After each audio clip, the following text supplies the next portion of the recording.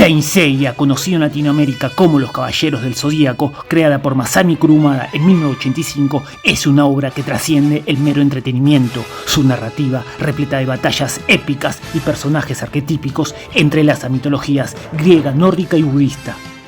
Sin embargo, muchos podrían pensar que Saint Seiya es solo un anime de peleas, cosmos y armaduras brillantes, pero bajo su superficie épica se esconde una serie profundamente filosófica.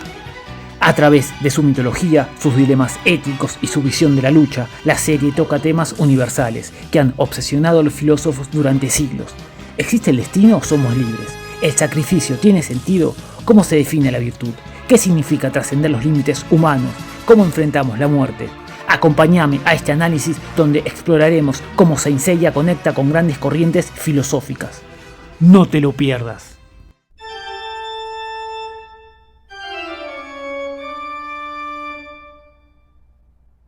La estructura del universo de Saint Seiya está basada en la mitología griega, con Atena como protectora de la humanidad y otras deidades como Hades, Poseidón y Zeus jugando roles cruciales. Si bien Zeus todavía no apareció, todo indica que dentro de muy poco nos sorprenderá con su presencia. Sin embargo, la serie no se limita a repetir mitos antiguos, sino que los reinterpreta, dándoles un enfoque existencialista y trágico.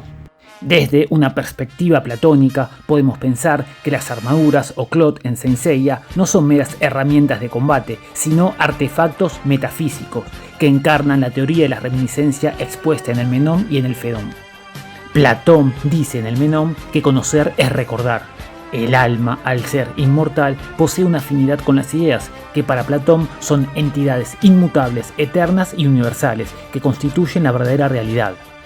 El alma, al ser inmortal, existe antes de encarnar en el cuerpo, por eso puede contemplar directamente a las ideas. Sin embargo, al unirse al cuerpo, olvida todo ese conocimiento que obtuvo al contemplarlas, porque se deja llevar por los sentidos.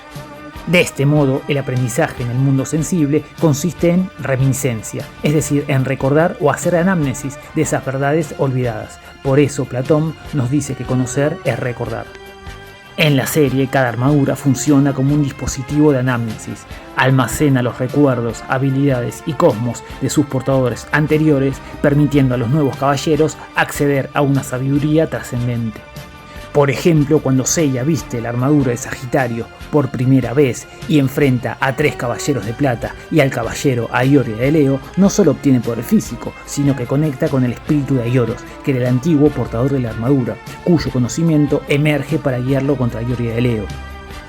Este fenómeno refleja el diálogo Menón, donde Sócrates demuestra que un esclavo sin educación puede resolver problemas geométricos mediante preguntas que le permiten recordar aquello que su alma ya conoce. Del mismo modo, la armadura activa en Seiya un cosmos que ya existía en ella, como huella de Aioros, revelando que el verdadero poder no se adquiere, sino que se despierta.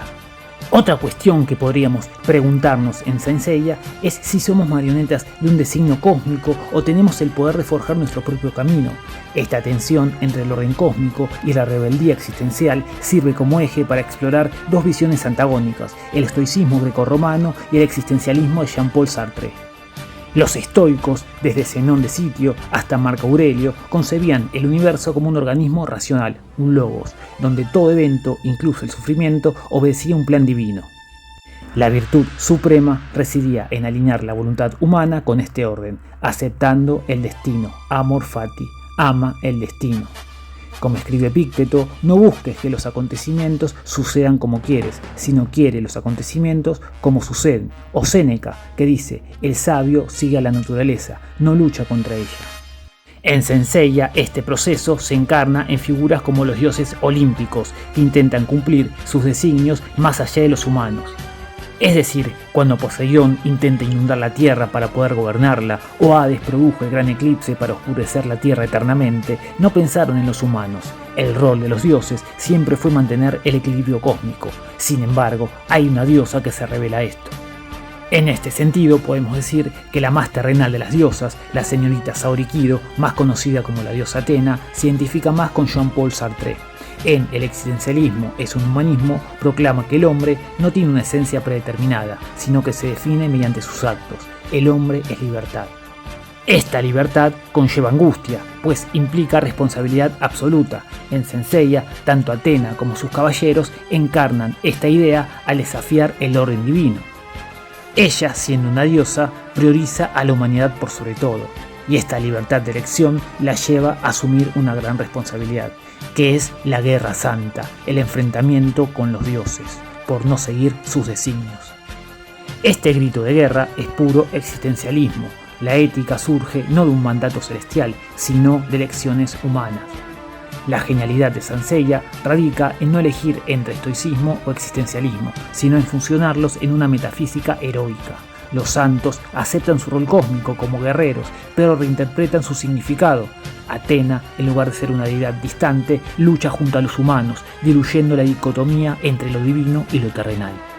Otra cuestión que podemos analizar es la noción de superhombre de Friedrich Nietzsche, el Übermensch, al que podríamos definir como el individuo que supera sus propios límites y se convierte en algo más grande. En Senseiya, este ideal se manifiesta en la capacidad de los personajes para romper barreras imposibles y alcanzar nuevas formas de poder. Cuando Seiya despierta el séptimo sentido o cuando Shiryu se arranca los ojos para vencer al Gol, vemos un ejemplo de superhombre nietzscheano que se eleva más allá de sus limitaciones humanas para afirmar su voluntad de poder. Y por último hablaremos de la muerte y su interpretación filosófica en Senseiya. Imaginemos por un instante que la muerte no es un final, sino un espejo.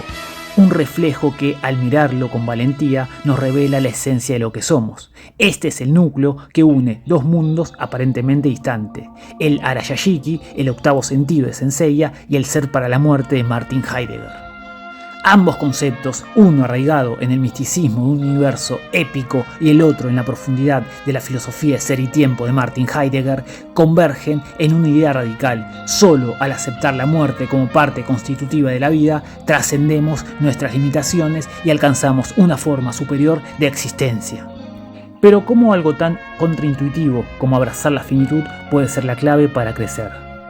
En Senseiya, el Arayashiki no es solo un poder místico, es un despertar de la conciencia que permite a los santos operar más allá de los límites de la vida y de la muerte. Shaka de Virgo, por ejemplo, activa este sentido al comprender que su existencia física es efímera, pero su esencia espiritual es indestructible. Heidegger, por su parte, argumenta que el Dasein, que es el ser humano porque es el único ente que puede reflexionar sobre el ser, solo se comprende auténticamente cuando confronta su propia mortalidad. La angustia ante la muerte no es un obstáculo, sino un llamado a vivir con autenticidad, a tomar posesión de nuestra existencia de manera plena. En Senseiya, los santos que alcanzan el octavo sentido no olvidan sus batallas anteriores, las usan como combustible para su evolución. Es la materialización de lo que Heidegger llama la historicidad. Nuestro pasado no nos encadena, sino que nos dota de herramientas para proyectarnos hacia adelante. Pero ¿qué sucede si rechazamos esta integración? Heidegger advierte que entramos en la caída, una existencia inauténtica, dominada por la trivialidad y la negación. En términos narrativos, son los villanos de Senseiya que, obsesionados con la inmortalidad o el poder absoluto, venden su alma al dios Hades, prometiéndoles vida eterna y escapando ellos mismos de la aceptación de su propia finitud.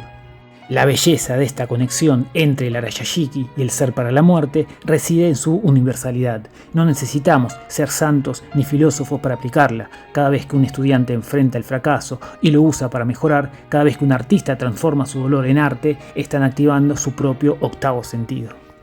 Al final, ambos sistemas, el místico y el filosófico, nos enseñan que la muerte no es el enemigo, es un maestro severo pero sabio que nos obliga a priorizar lo esencial. Como Seiya levantándose una y otra vez, o como el Dasein de Heidegger que elige vivir con propósito ante el abismo, la clave está en abrazar la paradoja. Solo al aceptar que somos finitos nos volvemos capaces de lo infinito. Y en ese cruce entre el miedo y la trascendencia encontramos la chispa que nos define como humanos. La capacidad de crecer incluso y especialmente cuando el abismo nos devuelve la mirada. Y hasta acá con el video de hoy. Esperamos que les haya gustado y por favor suscríbanse al coso más filosófico de YouTube para vivir la filosofía en carne propia. Bye. Esta información vale millones.